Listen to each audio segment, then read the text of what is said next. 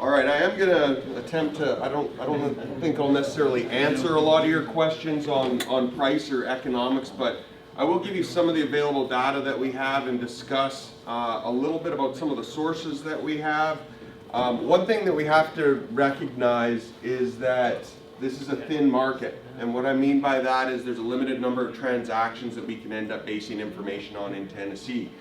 And so one of the key takeaways that I will say is to make sure that you are working with your malt house for a terminal market in some capacity, because that is something that is incredibly challenging, because you're 100% right.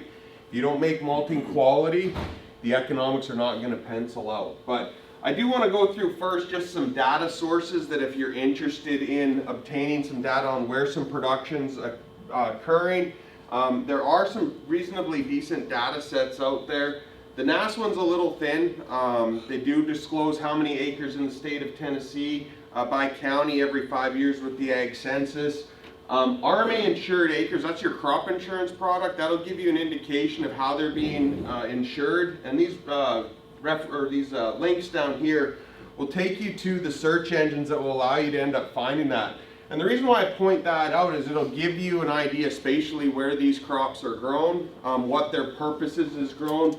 For FSA in particular, if you go to that webpage, what it'll do is it'll tell you the production practice that it's grown under and the intended use.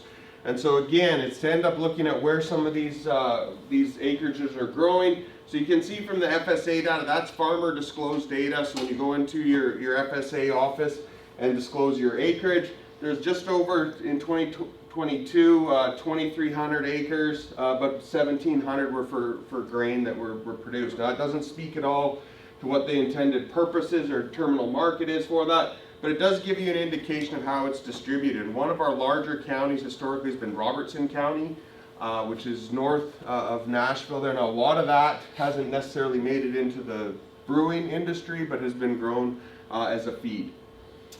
So when we talk about this, I am going to talk a little bit about contracting. I think it is something that's an important consideration. I think that there can be some benefits to developing a mutually beneficial contract between the grower and the malt house.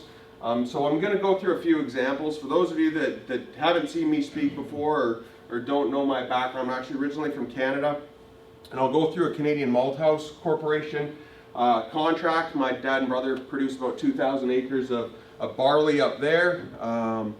They are obviously under a completely different system than what we operate under down here. But I will go through some of the contract specifications, some of the clauses, because I think they are pertinent for consideration if you are looking at developing something that'll help you out. Crop insurance, there's a couple of benefits that we can look at in terms of crop insurance. One, what we're looking at in terms of a risk mitigating tool. And the second thing is that is one of the few sources of Tennessee specific price data for barley that's available. I'm not saying it's the right price, the wrong price, but it's put out there on an annual basis every year, so you can go and you can look at comparable price movements in the crop insurance realm. The other one that I do want to end up looking at, this is more geared towards the growers, is a profitability analysis. What are you looking at for barley returns relative to wheat, and how do you systematically evaluate which one's going to be more financially beneficial when you're accounting for risk and variability? Because one of the key things that I will mention in this is there's a tremendous amount of variability in price and in yields that we've seen in the data. We don't have great data, as Tyson mentioned, in terms of what are our reasonable expectations as we move forward. And I do want to talk a little bit about counterparty risk in alternative markets, because that is one of the big ones that does affect the decision to end up growing barley. So I'm going to start with contracting. I know there's a lot of people out there that have had varying experiences, we'll call it, with contracting. Some of them are good, some of them are bad. But it's something that I think is really important to obtain proper legal advice if you are entering into any type of contract. You need to be able to read, understand the clauses in the contract, make sure you can comply with the requirements in there, and be aware of counterparty risk. Counterparty risk, for those that maybe aren't as aware with the term, If you only have one buyer of your product, your risks are aligned with theirs. If they go bankrupt and they default on your contract, you don't have another alternative, then it goes into the feed market. So again, you have to be careful with counterparty risk in terms of who you're doing business with as a grower. So again, when you look at basic contract provisions, this is if you do want to see this whole contract, it's only about 4 pages. I'd be happy to share it with you. But what it does is it gives you kind of some basic information. I'll step through some of the individual clauses that are available under here. But you have your crop year, your acres contracted, production location, you'll have your variety, you'll have your pricing mechanism, and you'll have your delivery location and storage requirements for the product. So when we look at malt barley purchase, again, every contract is going to be a little bit different. So I just took one contract and pulled out some of the clauses that are embedded in there. But you can see the producer grants the buyer the first right to purchase a minimum amount of all the barley that's produced on the contracted acreage. And again, there's a force majeure clause in a lot of these where if the quality specifications aren't met, then the producer is released from the contract. It doesn't have to end up guaranteeing the delivery of that specified amount if you can't get the quality. That's a good thing from the producer side of things.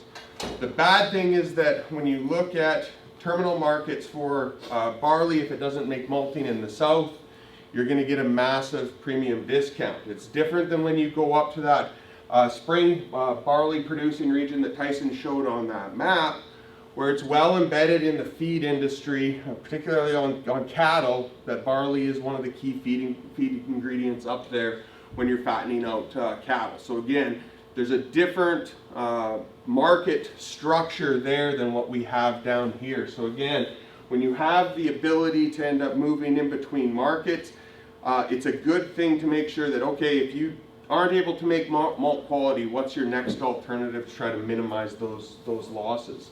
Again, there can be certain things in the clause. If a malt house is looking for a specific quantity, if you have surplus production, the contract usually dictates whether the malt house can purchase the surplus production or if it's up to the producer to end up going out and selling it.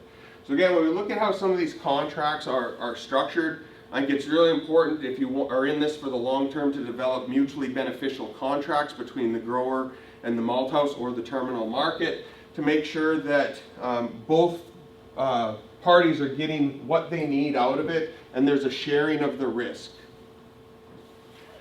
So we look at quality specifications. Again, this is out of one specific contract for that specific variety. I'm not an expert on this. There are people like Aaron that can speak much more intelligently about these types of specifications.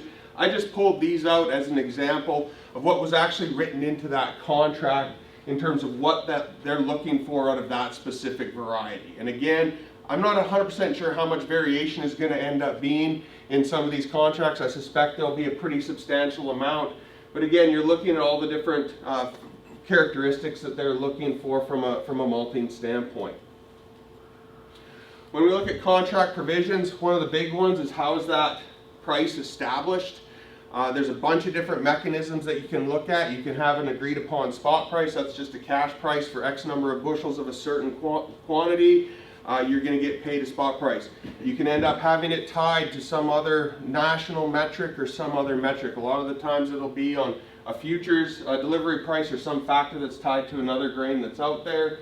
Another one I think is really important is when is that sample delivery? When are these samples analyzed for quality? So again, after harvest, you do want to end up getting a sample. That's what's going to determine if it meets the quality specifications of the initial contract when you're looking at that. And again, one of the things that is important is that delivery period. Are you delivering it all at once, or are you getting paid for on-farm storage and delivering it in increments to the point of use? And so again, this is another one that's I think really important to discuss, is who has retained ownership of the product throughout the supply chain, right? So where are the risks? Who incurs those if you do experience a loss, right? When you look at other contract provisions, storage and delivery interval, Tyson already mentioned some of the issues that we have on the quality control side of things, but they do have some clauses in there that will specify what can be used to end up controlling some of these issues. Notification of a crop failure is another one. If you enter into a contract when you're planting, you know, there's typically some point in time where if you know that you're going to experience a loss, that you're required to notify the person that's in that contract.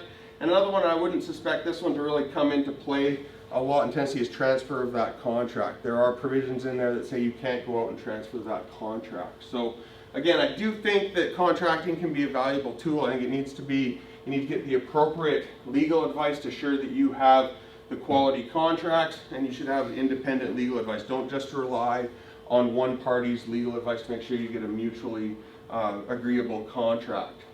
Crop insurance. I'm sure there's people in here that are familiar with crop insurance, but I did want to end up just pointing out there's a big difference depending on how you insure your crop, or if you insure your crop, as to what your risk profile looks like. And depending on the county that you're farming in, your crop insurance options may be very different. And so again, when we look at this, there's three kind of broad-based crop insurance products that are available. I'm not going to jump into the details, but if you do have questions about the risk that is afforded for these crop insurance products and how they operate, I'd be happy to end up answering any questions. But we do have our traditional crop insurance products, our multi-peril crop insurance, our whole farm revenue protection, and then our non-insured disaster assistance products that are available for producers that are growing the crop in a county that isn't eligible for multi-peril crop insurance. But this can be an effective risk management tool. The challenge that we run into is where some of the prices are set can be a little bit problematic. So when we look at what crop insurance we've had in Tennessee, I pulled 2022 summary. This is a revenue protection product. There's two basic coverage levels or coverage products that you can end up getting. You get yield protection, or you can get revenue protection products. There were 17 policies sold, 1,300 acres. Liabilities of $347,000. The premium is split between the government portion and the individual grower. And so when you see the total premium, that's the actuarially sound amount of the premium. What we mean by that is it's the estimate from Risk Management Agency, a USD agency, as to what the premium is set based on. If you looked at payouts over 20 years, how much would you end up having to charge for a premium so that your payouts or your indemnities is roughly equal to the premiums that are collected. Now what's different than, say, your home insurance or your vehicle insurance is this subsidy amount. And so when we look at these subsidy amounts, there's just a couple of things I want to point out. Well, that's the money that's going to come from the federal government into this insurance product. And when you look at the loss ratio, that's the amount of indemnity relative to total premium for that year. And so over long periods of time, you want that to be about 1. When you look at 2022, it's actually 1.62. And so what that means is for every dollar of producer premium that went into this crop insurance product, it paid out on average 1.62. What it does not mean is that every producer got paid that, right? You're always going to have those that experience indemnities than those that do not. But again, this is something that can be a potential tool for a lot of growers to help mitigate some of the financial risk. It's not going to make you whole. It's not designed to do that. But what it will allow you to do is to end up looking at, okay, can I insure a certain portion of my revenue? The average insured revenue was $267, which is substantially below what our estimated cost of production is. But what I will say is crop insurance, when you're talking revenue protection, is made up of 3 components. The first one is yield. That's going to be farm or unit of insurance specific. The second one's going to be price. And the third one's going to be buy-up coverage. And the buy-up coverage is the percentage of your estimated income that you're going to insure. And so there might be somebody in this pool that is insuring 50% of their yield times price. There could be somebody that's securing about 75%. So there's going to be a variation that's embedded in there. This is another one that is another available data source, and this speaks to pricing data, right? Which we do not have great standardized pricing data sets that are available. But this is winter barley crop insurance prices in Tennessee. There's 2 price determination periods. The first one is the projected, which is in the fall at planting. The second one is the harvested, which is again in June, July when it's harvested. And what you can see is these prices move a pretty substantial amount, where we're at $672. And again, this isn't for malt barley specifically. This is for barley. It's insured. They're The one that I also pulled, and believe me, I'm not advocating for this. I always get people saying, well, you're pushing organics. Organics have a higher price, but I've had numerous discussions in here. How much more challenging would it be to grow barley under organic practices? Again, there's more challenges that are embedded in there, and you can end up getting a higher price for insurance, and that reflects some of the risks that are affiliated with the production. So again, there are two separate prices, so you can insure your production based on the production practices that you're utilizing. Tyson already showed this map. You know, I think one of my big things is you do have to have some caution that needs to be exerted when examining some of these data sets, because it is such a thin market for what we're looking at. But I think we can glean a little bit of information to kind of at least guide some of our decisions if you're looking at, is this an enterprise that I want to bring into my operation? There is a substantial difference in production costs. I'm sure everybody in this room will have varying production costs that are out there. They'll have varying yield expectations, and there will be a very wide distribution of what the prices that you are expecting and obtaining for your individual production. But the big one that I think when you're looking at a profitability analysis is, how do you incorporate that risk and uncertainty to make objective decisions as to whether you'd want to end up growing, say, barley, winter barley versus a winter wheat? How does that factor in? And there can be other reasons for growing barley. It's not necessarily 100% financial. I think it's a very important component. Nobody wants to lose money off of this, but you can end up looking at, okay, well, what are some of the trade-offs when you're looking at comparing two available enterprises? So again, the first one here that I'll point out is, I think that the best analysis will always be conducted at the field, an operation-specific unit. I think it's really important. You can have two fields on different sides of the road with very different cost of production and yield expectations. But when you're looking at trying to evaluate these differences, you really do want to end up looking at what is a reasonable yield expectation. There's several people in this room that have been growing for a couple of years now, or maybe several years. What are your yield expectations, and how does that compare to your alternative crop? Winter wheat is usually going to be the one we're going to look at. What do your projected harvest and post-harvest prices look like? One of the ones that is challenging because we don't have good data is, again, when we look at a commodity that's got a much more well-established marketing chain like corn, right? We have very good data on the seasonal changes in prices. We do not have that in barley. Now, part of that, again, is going to be dependent on how that production is priced. If it's through a contract and it's set, then there's already a premium that's built into that price component, and the storage and how it's delivered is going to be specified. So there are some challenges there. Cost of production, I'm going to throw up, you know, just a very basic barley budget that we've put together. Again, there's going to be huge variation that's there, and then look at kind of our risk-based sensitivity analysis compared to a winter wheat. So yield expectations, again, this is going to be very different in Tennessee. This is the national average barley yield going from 2000 to 2022. Again, it does not distinguish between malt barley or feed barley, but again, what it does give you an indication of what some of the national trends are and the idea of what some of the variability is on the national side of things. The other big one that it does not account for, which I think is incredibly important, is on the quality side. When we look at price, again, we're looking at a contracted price. What are your other local cash prices at terminal markets? Are there multiple markets?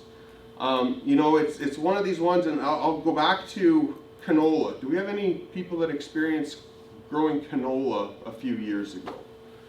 One of the big challenges with that market is if you didn't have another alternative to crush it, you ended up having to have a sufficient quantity to move it across the country. Your costs go way up, right? And so again, you have to be very careful with where can you outlay this barley if it does not meet the quality specifications. Pricing alternatives, again, there's some limitations there relative to other commodities. If you look at something like winter wheat, you have futures contracts, you have basis contracts, you have hedge to arrive contracts, you have all these other pricing mechanisms that are available in addition to contracts That is not necessarily the case. If you're a producer, I think you need to end up looking at that. And another one that I think is really important to consider is, what is that return to storage? One of the challenges right now is, if you look at the interest rate environment we're in, even relative to 1 year ago, infrastructure and capital recovery has changed completely. We went from 3.25% as a bank prime lending rate to over 7.5%, and we're likely going to get another quarter to another half in this first quarter. And so when we look at that, you need a return to the infrastructure that you're investing in. This is for any business, right? This has changed dramatically over the last 12 months. When we look at this, there's a lot of uncertainty as to the direction we're going moving out of this. A lot of it's going to be dependent on where inflation goes and what the Federal Reserve does to try to mitigate some of those adverse effects.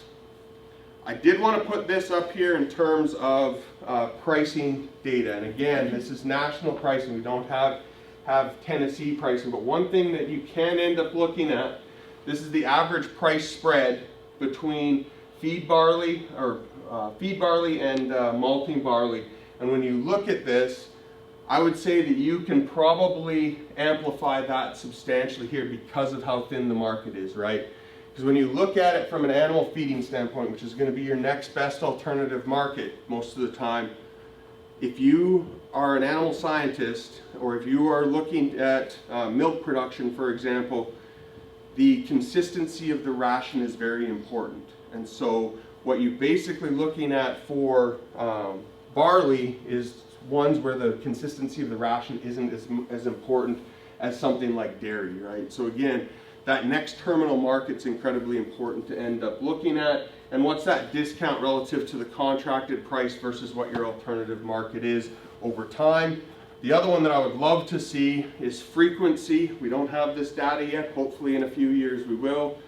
The frequency of not being able to obtain the quality to fulfill the contract, right? I would like to see, there's obviously a lot of different factors that go into that. Weather is one of the dominant ones, but I would like to see how often, if you have a long enough data set, how often in Tennessee would we not be able to achieve those quality specifications? That's really going to factor into what you'd end up seeing in terms of, okay, here's the malt price, here's the feed price, adjust for frequency to get a long-term estimation of the longer-term returns on that. When we look at cost of production, I purposely went a little high on both the production side, 65 bushels per acre and a $9 price. Part of that is because of the current market that we're in. Obviously 2022, I would not use that as a benchmark or a great comparative year for a bunch of different reasons. Obviously one of the key drivers in cereal markets was Russia-Ukraine, right? And so Russia and Ukraine both produce a fair amount of barley.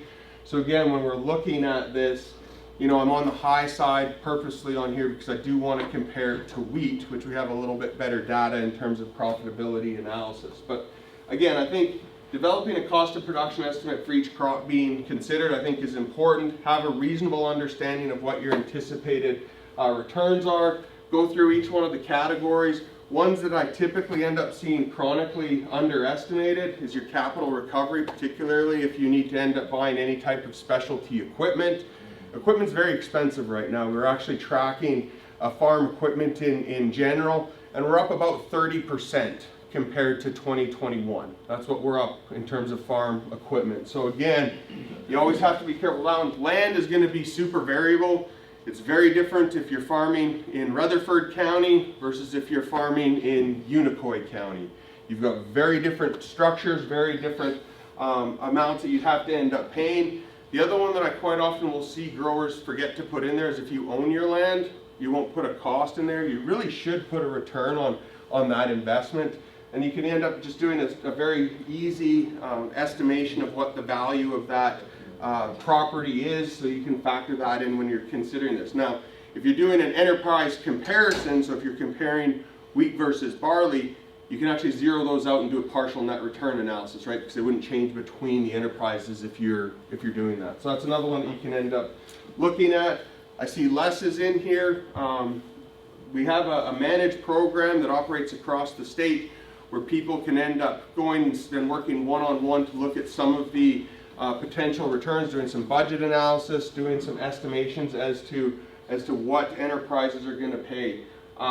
One thing that I do encourage, particularly for a reasonably new enterprise like barley production, is to track actual costs relative to budgeted. It can help you refine the process as you continue to move through time. I think it can be a very valuable tool in terms of refining some of the estimates and understanding what you're looking at in terms of returns. Because ultimately what you want to get to is something like this, right? And the way to read this is I put in a 525 cost of production.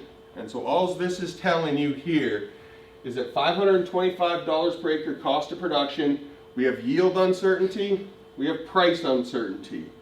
Where are you making money and where are you losing money? And so when we're looking at this, the reason why this, if I was doing corn, I'd put a tighter box around that because I have higher degree of certainty and outcomes both for yield and for price. Particularly when we look at Tennessee here. So again, when we're looking at this, what are some of the logical or likely outcomes based on these different factors? And again, if you think it's high on the production side, you have to shift that matrix over to the left. And again, this is a very simple tool. You can punch in any cost of production. It's available on our website. And you can punch in any starting point for yield and price, and it'll generate this matrix to tell you when you are and are not losing money. So when we look at this, I just wanted to kind of do how we would do a comparison across enterprises from an economic standpoint. And so when we look at barley, this is option one, I put in that 525 per acre cost of production, expected price of $9. Again, high degree of uncertainty in price, but that's where I ended up setting it for this. A 65 bushel per acre, and you can see based on those parameters you have a 60 bushel or $60 per acre return, but again you can see when you're making or losing money. I'll switch it over to a winter wheat. When we end up looking at that, we can see we have our similar cost of production estimates down here, 550, our expected harvest price of 750. One of the things I will say here is $750 and $85. We have a lot more historical data to back up the certainty of those estimates than what we would have in barley right now. It's not to say that you can't achieve these different ones, it's to say that we have a lot better track record and more historical data that can aid our analysis when we're doing this. In this one, you get a return of $88. Again, we have to fully recognize the market circumstances we are in. Wheat markets over the last 2 years have been some of the most volatile, crazy markets to follow that we've ever seen, just because of what's been going on in terms of geopolitical issues and some of the drought issues that we've seen across the US and other key production regions. But what I want to get to is this one. What are you looking at as a producer when you're comparing enterprises? Under what circumstances do you have higher likely returns relative to another enterprise, right? So this one here is wheat minus barley. So you can end up looking and see what is the likelihood of some of these outcomes. Again, this isn't the be-all, end-all in terms of analysis. Like I said before, there's many other reasons why you might want to participate in this market. Maybe you see it as a growth opportunity. Maybe you want to build those relationships. Maybe you can extract a higher premium than some of the ones that are available. But again, what you want to be able to do is to objectively evaluate between two options which one is going to be superior under the underlying assumptions that you end up creating. And again, what is the certainty that is embedded in there? Counterparty risk, I do want to end up kind of mentioning this a little bit. You know, for the crop that's produced, how many buyers are available? Both for your primary market, so for your malt houses or your breweries, depending on where you're going to end up switching ownership over. How many buyers are there in alternative markets? Where can you end up selling that and at what price? Because that should be incorporated into that sensitivity analysis. Distance to market and who's going to end up being responsible for transportation costs. What's the price of diesel right now? $4.50? Is that a ballpark? Are we going to see it higher or lower? Transportation costs are not negligible when you're talking about some of the distances that you're moving. Now again, you have to compare apples to apples, so you have to look at your terminal markets for your alternative crop as well. But that's a bigger factor than it was when we had reasonably cheap energy costs. Ownership transfer and risk. I think this is one that contracting can really help, is it should specify who is the legal and rightful owner of that commodity and when it physically transfers and when payment is received, right? Payment mechanisms can be a little bit tricky. There's some flexibility that you can embed into a contract, and it can be part of it at initial delivery, part of it at another specified time period, right? So again, that transfer ship and who's bearing the risk is really important to evaluate. Again, animal feed and buyers is an important one, and then that price discount is just so important, right? If you're expecting to get $8 and all of a sudden you're getting $4, that completely throws the economics on its head, right? And I don't have a solution to that. Big thing is, again, you have to know where your markets are and where you can end up sending this should you not be able to end up doing that. And it should be incorporated into your analysis. Final slides that I'll just quickly go as another resource. This is just straight from the USDA. It gives your grading according to the USDA. You can go and you can look. This is 6-row and this is 2-row. So again, you can look and see what the quality specifications are, particularly if it's important in an alternative market. I don't think the brewers are or the malt houses are gonna grab a whole bunch out of this. But if you are looking at sending it to alternative markets, there can be some specifications in terms of the quality as to what they're looking at in terms of uniform US grading systems. So again, just being aware of that I think is important. So when we look at kind of my take-home message here, I think there's some opportunities to build this industry. But I think this first one here, you need to secure those markets. I think that's the number one thing I will say. You need to evaluate those risk management decisions, whether it's contracts or crop insurance. Like you need to kind of look at those, do that detailed analysis. I know this is one of the ones, and this isn't unique to barley production. It cuts across most commodities.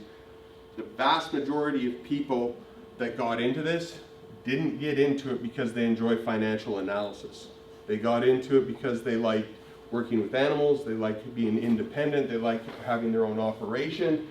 But I will say the ones that have continual staying power pay a ton of attention to profitability analysis and how do you mitigate your risk. Those are two of the big things that will keep you in farming, because those are the ones that are looking at, okay, here's the volatility that I see. How can I protect my operation from a financial risk standpoint? And again, just understanding those risk and rewards that are affiliated with production, I think is really important. So with that, I'd take any questions that you may or may not have. So I appreciate it.